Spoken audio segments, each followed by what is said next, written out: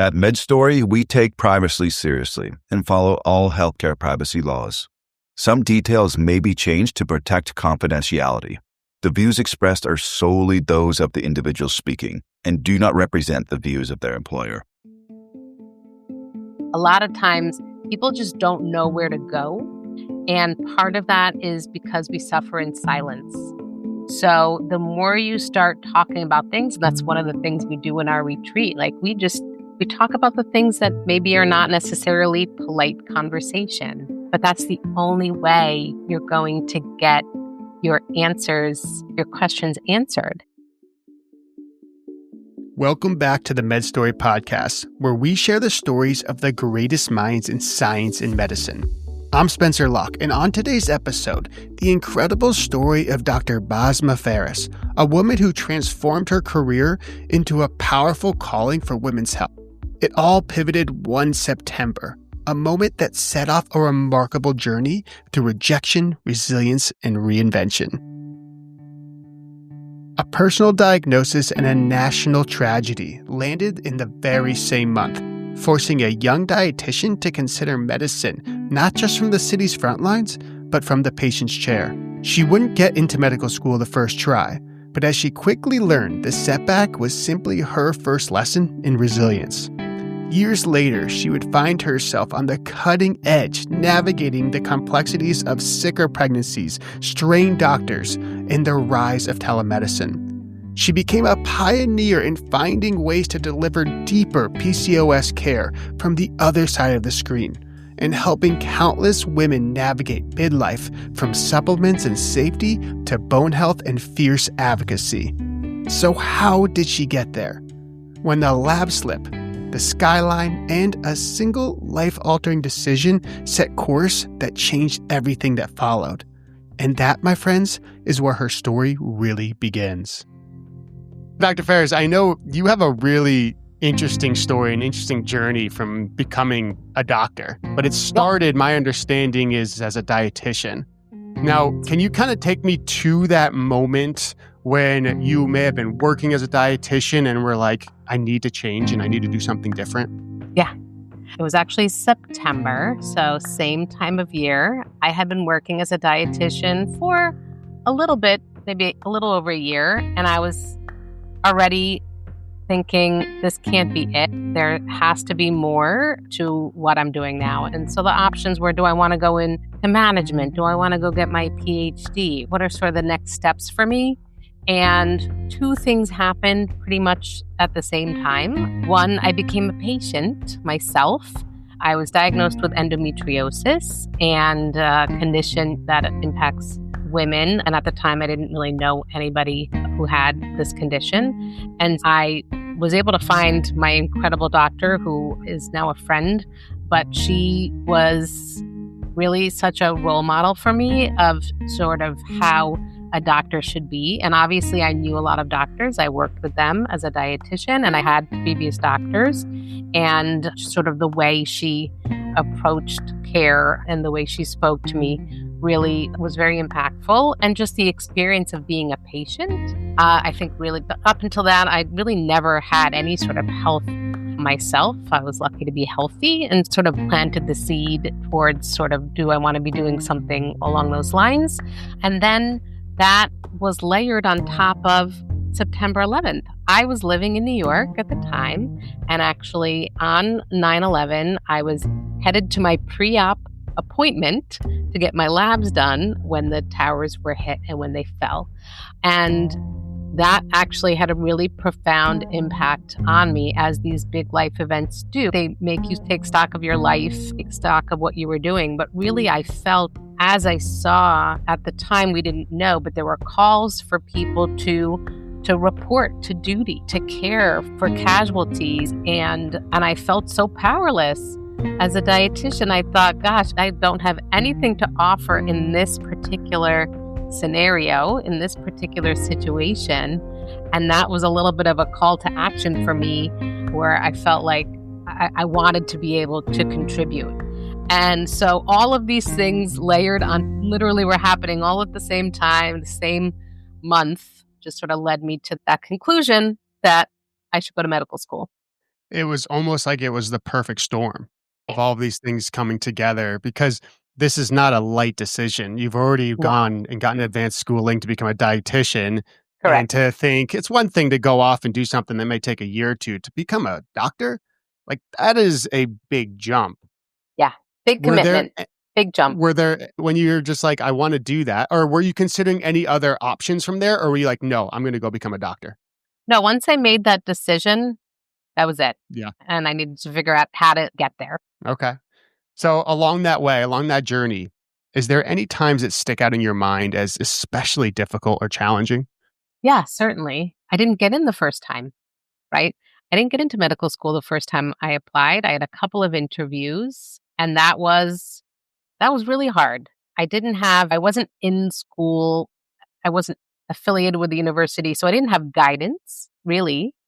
The internet was much younger than it is now. There wasn't as much information online as there is now. Student Doctor Network, because this, I don't know if it still exists, was sort of where I got a lot of my information, which was this online forum of hopefuls. And, it was like some Barron's books on to med school. That was really obviously a huge setback, a huge knock to my confidence and my self-esteem. And to sort of dust myself off and pick myself up, reapply, it was hard. Where do you think I'm kind of seeing a sense of, because for you to make these decisions, there needs to be a sense of bravery, but also some intense resilience to go through these things. Was this something that was born into you, or do you think it had to be learned over time? I think it's a combination of both. I was a good student growing up, but oftentimes I gravitated to the things that were easy.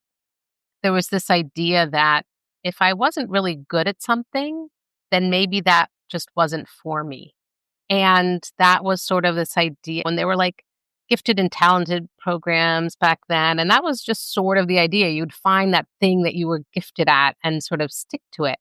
So I didn't necessarily learn the value of working hard at something that I wasn't natural at. And I think that's a really important lesson. And that was a lesson that I didn't learn until I think college, when I went to college and was like, oh, wow, this is a lot harder than some of these topics are a lot harder than I thought or that I'm used to. And then certainly that process of applying to medical school and ultimately getting in and achieving that was a great lesson for me. And it's something that I tried to impress upon my kids because that's sort of not how I grew up. For sure. Okay, amazing. So let's fast forward now. So you did it. You got to medical school. Then you decided to become an OB-GYN. Now running your own practice. Like you're doing a lot of really cool things. But with this comes a lot of the headlines that we're seeing in the healthcare space today. And especially you as someone who serves women specifically. So if it's okay with you, I kind of want to dive into some of these tougher topics. Yeah. Really what I want to start with is how our women health outcomes in the United States, when we're comparing them to other high-income countries, their outcomes are not as good. We have higher rates of maternal and infant mortality, greater prevalence of chronic diseases. There's so many things going on. And so my question to you is, where have we gone wrong here? Oh, that's a huge question. And I still do practice obstetrics as a laborist, as an obstetric hospitalist. And I think there are a few things. Yes, there is the chronic disease burden. Even in my medium-length career as an obstetrician, I've seen people are sicker, right? People are sicker. And so the outcomes are not the same as a younger, healthier population. People are older and people have more chronic disease going into their pregnancy. And that certainly has an impact. And so I think that's one of the reasons. I think there is an erosion of the patient-physician relationship, sort of leads to mistrust. And that I think is due in a large part to a lot of the time and financial constraints that are put on the system where it's difficult to make those connections with your patients because of the requirements put on by the hospital systems and insurance reimbursement in terms of the volume of patients that doctors need to see. And so that's less time spent with patients. And so I definitely think that erodes the trust and makes these sort of complex situations even more difficult because not only are you having to make difficult medical decisions. You're also having to establish trust in the moment, which is not ideal. So I think those are two of probably the biggest drivers of that. The sicker population, and then also the system that's sort of getting in the way of the doctor-patient relationship. I've had this conversation with a few different doctors, and I get the point. For example, maybe women are now having kids later in life, and that has potential to affect the health outcomes of the mother and then the baby, if I'm correct with that. Yeah, that's true. Did this all start when there was really the introduction of birth control into society, allowing women to take on roles like this? Or what was like the impetus to these kind of issues? I mean, I think it's many different things because it's not limited to just age. Because certainly I see younger patients who are just less healthy and they're young. I'm seeing people in their 20s with hypertension. That should give us pause. And so why we see people seeing pregnant people in their 20s with chronic hypertension. So it's not just the 40-year-olds who delayed pregnancy through contraception. It's just even younger people just not being as healthy as they were. And contraception is a wonderful thing because it allows people to decide when they want to have their families. And so I would never fault contraception as being the reason as to why this is occurring. I think it really gives people so much more autonomy, bodily autonomy, than they had prior to contraception. I think a lot of it is in countries where they have more social support. So maybe there's more affordable childcare. Maybe there is longer maternity leave. Maybe there aren't penalties for taking time off to have a family in terms of where you are with your career advancements. So there are countries where it's not a ding on your career if you've taken some time out and you've gone back. In some countries, it's rewarded even. So you come back to your job sort of with a promotion because the understanding is you were at home working hard to raise your family.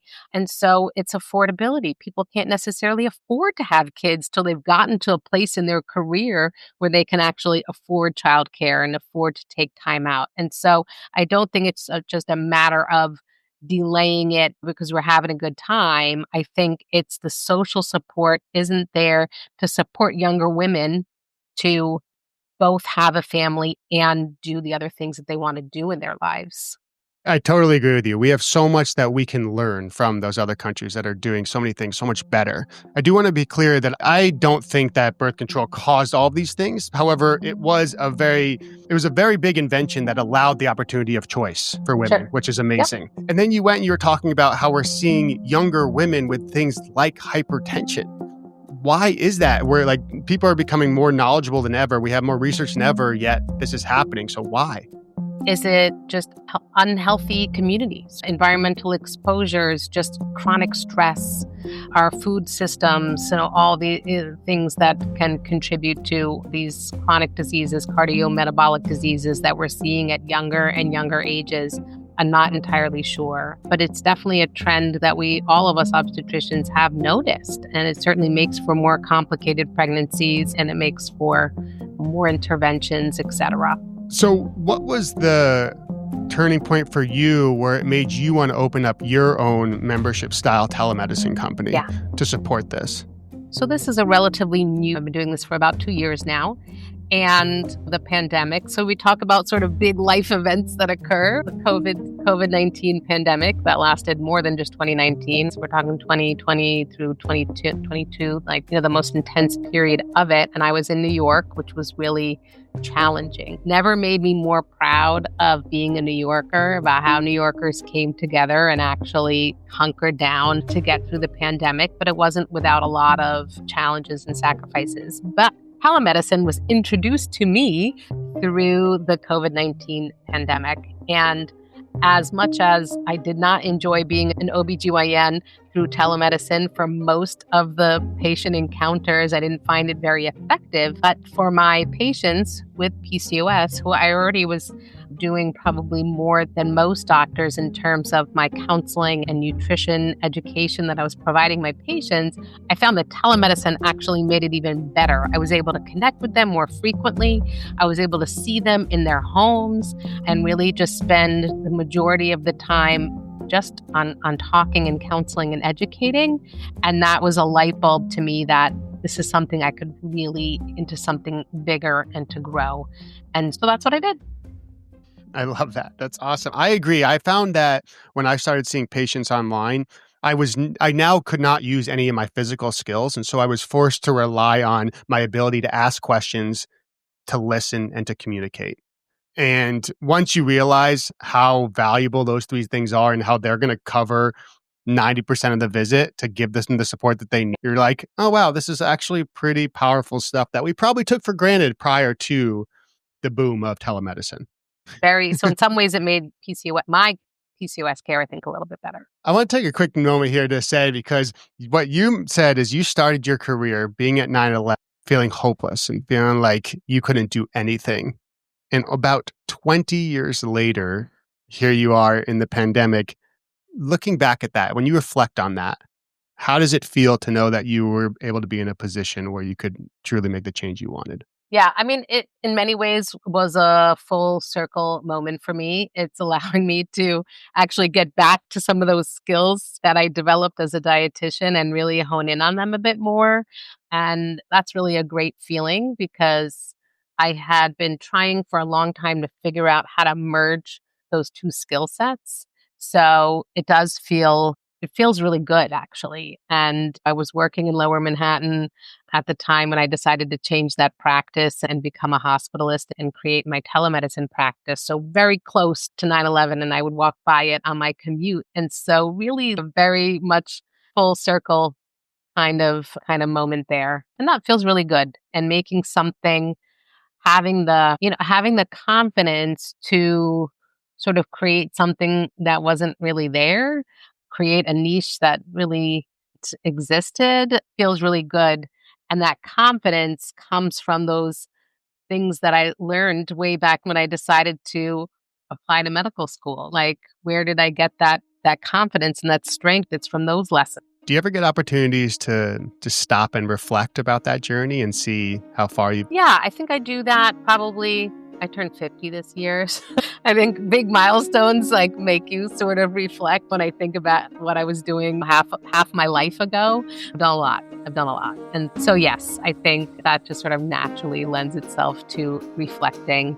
But it's fun to do that. And I have kids, so I can sort of reflect back and talk to them about things that I've learned and life lessons and relay that to, I still teach. I teach residents and medical students. I love to impart some of that wisdom to them too. I feel like I'm in a place that I can do that and super grateful. I wish I had I found like I often didn't sort of fit in. I was sort of an older medical student and an older resident, so I didn't always find mentors that really were like true mentors to me. I like to give back in that way. Ah, that's amazing. So now looking towards the future here, like what are your goals? Are you hoping to grow this telemedicine practice? What's on the future for you? Yeah, I mean, I am hoping to grow this telemedicine practice. I like to educate in many different ways. So whether it be on podcasts like this, on social media, I'm about to launch a YouTube channel. So just educating the public, growing my practice, but not so much that it's unwieldy to me because it is sort of very niche and personal. And I do think that in a time and place where those relationships are, like I said, somewhat degraded by the systems, like I don't want to dilute that too much. But I certainly do have some ideas about how different digital tools can just make the practice of medicine and PCOS care easier. I'm not going to say too much about that right now. But, and then I just, like I told you before we started the interview, I just came back from Morocco where I co-hosted a retreat for women in midlife and did some nutrition workshops as part of that retreat. And just like I'm involved in different advisory roles, wherever I feel like I can contribute, just having variety and being able to be in a position where I can share my wisdom and experiences feels really good. Yeah, that's awesome. Yeah, you were talking about that retreat. It sounded like a wonderful time. And so we haven't even really touched on the nutrition side and your background in culinary medicine. And I think it's important to do that. You being with your background as dietitian and now physician, I I find this to be a really unique combination because what I have learned is that physicians don't truly get nutrition education, and maybe they shouldn't be the ones that we're taking nutrition advice from. And you correct me if you disagree, but I wonder, what role does it play? Because we see those influencers online that say, "Oh, you just take this supplement and all your ailments will go away." Yeah. Whereas we have doctors that may say vice versa. So you tell me. Yeah. Well, nutrition is a pretty, even though it's a new science, it's a pretty, I mean, it's been around. Nutrition science is a true science. And as with science, there's not often a lot of black and white, and it is very nuanced. So a lot of people like to say that they're experts, but, not everybody is. There are more opportunities now for physicians to get postgraduate training in nutrition. So whether they become certified in culinary medicine like I have, which I personally think is the most in-depth program, or they do some other training like lifestyle medicine or some of these other specialties where they're getting some degree of nutrition training, at least there is some format for people to go back and fill in some of those gaps that maybe they didn't get the first time around so that they can really in good evidence-based information. That being said, I know there's a push to introduce more nutrition into medical education, which I don't think is a bad thing. I think some people may be nervous about that, but I think educating physicians more about nutrition so they know even just how to access care, who to refer their patients to. Should they be referring to a dietitian, and which patients should get these referrals, I think will be enhanced by more knowledge of good evidence-based nutrition, and at least allow them to help their patients sort of sift through the noise. If something sounds too good to be true, it probably is. So how can we help guide our patients, even if we're not the experts? And when I say me, because I am an expert, but I'm talking about my physician colleagues who aren't, like how can they just be a bit more savvy to answer those questions? Because all patients are coming in now with questions from stuff that they've learned on social media or print media, but there's just an abundance of information. And we as physicians should be able to help our patients sort of sort through fact from fiction. More important than ever before to do Yeah. that. Okay, I want to dive into this then. So if I'm lucky enough to have this expert, I have a lot of questions with this. So Yeah. one of the biggest things is the supplement industry. Yeah. My understanding is that there are definitely some use cases where supplements can be helpful. But the biggest thing for me is when I go and I'm looking in the supplement aisle, how do I actually know something is high quality because it's not FDA approved? Yeah. I mean, that's really the biggest challenging. So let's talk about use cases. There certainly are supplements that can be helpful if we know somebody has a deficiency. If somebody has a deficiency, then a supplement can help to correct that deficiency, and that will lead to optimal physical function. So there's that.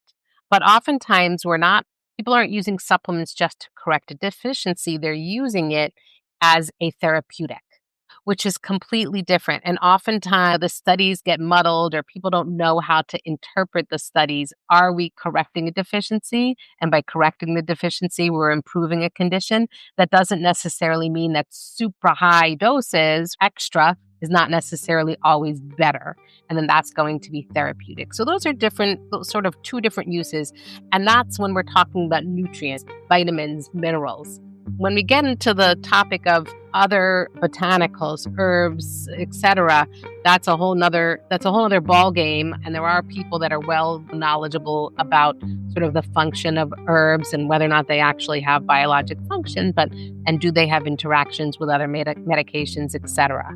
Your question is, how do you know whether or not something is going to be safe? So there's a few things. Is it going to be safe and is it going to be effective?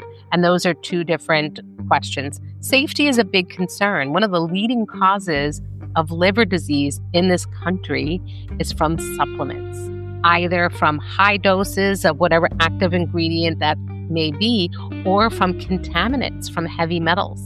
And that's a real concern. And you can look for supplements that are third-party tested.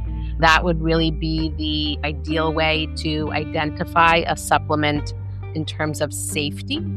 But that's not always clear from the labeling. So it's hard. It's definitely challenging. Consumer Reports regularly will report on different supplement brands or supplements.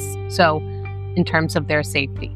So that's number one, be safe with your supplements. And then effectiveness, that's a tricky thing too, because oftentimes maybe there's one particular ingredient that's in that supplement, but there's a blend of different ingredients. It's hard to know which of those ingredients is actually the one that's helping you with your symptoms.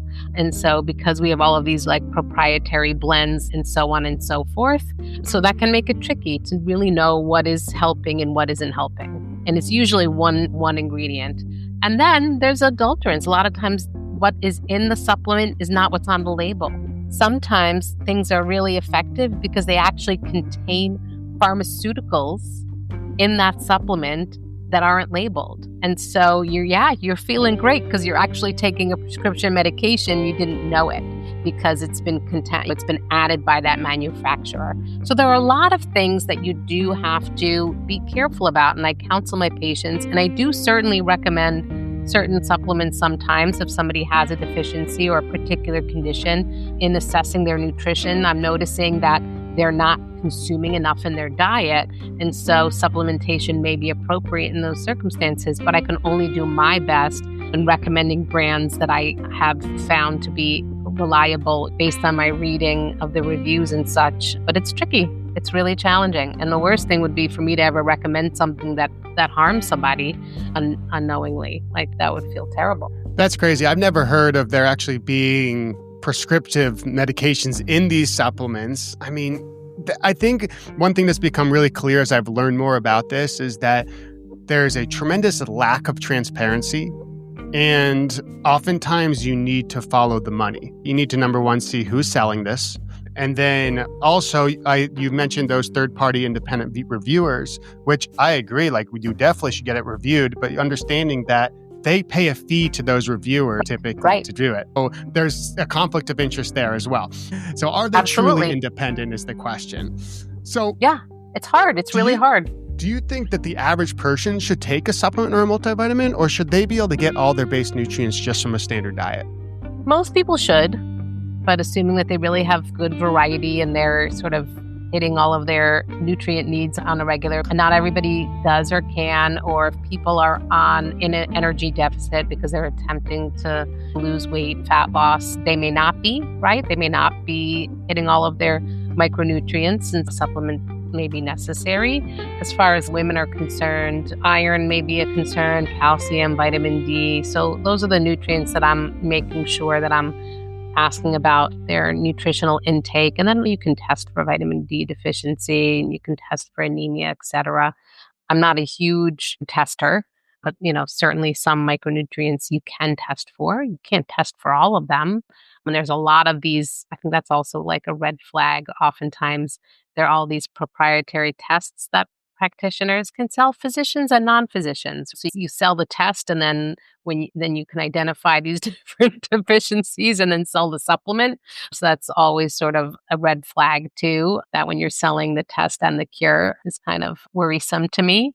So those are some things that you should sort of watch out if you're a consumer. And like I said, it can be physicians, it could be non-physicians. A lot of people are in that business. So now I want to move to you as a specialist from the culinary medicine side, but also someone that works with women midlife. Number one of the biggest concerns that as women go through perimenopause and menopause is the osteoporosis. And we hear, get more calcium, more vitamin D. We get that stuff, but is there a use case where maybe we should be putting all women on these supplements? Is there any evidence to support that? What are the best practices here? Well, certainly from vitamin D deficiency, yes, vitamin supplementation is an effective treatment for vitamin D deficiency. Calcium beyond nutritional needs, which is about 1,500 milligrams per day, combination from food sources and supplementation, sort of extra beyond that has not really been shown to be beneficial. And there are many other micronutrients that are involved with bone formation. And so it's not just vitamin D and calcium, it's getting all these other micronutrients, boron, magnesium, some phytonutrients, antioxidants, vitamin C that's important in collagen development. It's not just calcium and vitamin D. And so that's why having a rich and varied diet is really important. And then at what point would you, like with you and your patients, would you start testing them, actually get them on a DEXA scan to make sure we're like monitoring properly? So the recommendations are that people should have a DEXA scan at 65, which is, or if they have risk factors, smoking or family history of osteoporosis or early menopause, either early or premature menopause are sort of risk factors. But I always find if you're waiting till 65, you're probably a little bit too late. And so if somebody's in menopause and they haven't had one, I'll generally recommend one. Yeah. And thankfully and I think a lot of doctors are starting to get on board with that. My own primary care doctor recommended the same to me. And I feel like that's we shouldn't have to wait till somebody's 65 to treat them for something that we could be preventing. Have you experienced any challenges of insurance not covering that test prior to 65? Yes. Yeah, that can be a challenge. So you do have to sort of make that caveat to people. But oftentimes there are different risk factors. And so as long as you're sort of making those risk factors known, do your best playing that game. So I like to finish off these episodes with, for you, I want to do two questions. Yeah. First is there's going to be some medical student, some doctor that maybe started their career a little bit later, and they may be a little older than the rest of their class or their colleagues. Yeah. What do you want to say to that person? I'll say the same thing that my coworker told me. So I was working in a clinic in the South Bronx as a dietitian, and I was talking to her at lunch about what I wanted to do, but I was unsure. I was unsure because of my age. And she herself was a grandmother, and she was in her 50s, and she was a nurse, and she was getting her next degree, and she was studying as well. And she said, you're going to be 50 one day. I'm 50 now. She was 50 at the time. And she said, so you could be 50 and a doctor, or you could be 50 and not be a doctor. Okay, you're absolutely. And so she doesn't, I think, know to this day. And I've lost touch with her, but just how, encouraging. And she was like, I'm 50 and I'm going to be 50 with my master's in nursing. She's, I'm a mother, I'm a grandmother, and I'm going to be a 50-year-old with a master's in nursing. And I was like, she's like, one day I'm going to be 70 and I'll either be 70 and have had this degree or not. She's, time doesn't stop, and don't let that stop you. Oh, that's an amazing story. It's really powerful. And now what about for the women, the midlife women out there that may be listening to this, that may have been going through the healthcare system feeling like they're not truly heard and not feeling like they're getting the answers that they really feel like they need? What do you want to say to them? Keep looking. Ask your friends, ask other people, who do they feel that has listened to them and has answered their questions. A lot of times people just don't know where to go. And part of that is because we suffer in silence. So the more you start talking about things, and that's one of the things we do in our retreat, like we talk about the things that maybe are not necessarily polite conversation, but that's the only way you're going to get your questions answered. And so start talking to your friends about maybe some of those uncomfortable topics, or topics that are not polite dinner table topics, but take your girlfriend out for coffee and just be a little bit vulnerable. And you may be pleasantly surprised. It says, you know what? I experienced something similar, and I was able to find this person that was able to help me. So I think the silence around a lot of these conversations around menopause, around sexual health, around urinary complaints that people have, around all the different menopausal symptoms that people may experience and they may be embarrassed to talk about, is what's getting in the way of getting proper care. And so just starting to get a little bit more comfortable talking about these things is the way to transparency and finding the doctors and healthcare professionals that can actually help you. I want to second that. If anyone is listening to this, or if you're a doctor that's trying to communicate to their patients, like, you are not alone. I guarantee you that there are other people that are going through something similar, but you never know unless you're willing to share, which is why we are doing this podcast and getting this publication, getting education out there. It's important to have these conversations. So I appreciate you so much for sharing all of this. If someone wants to learn more about you or potentially even access your telemedicine practice, where could they go?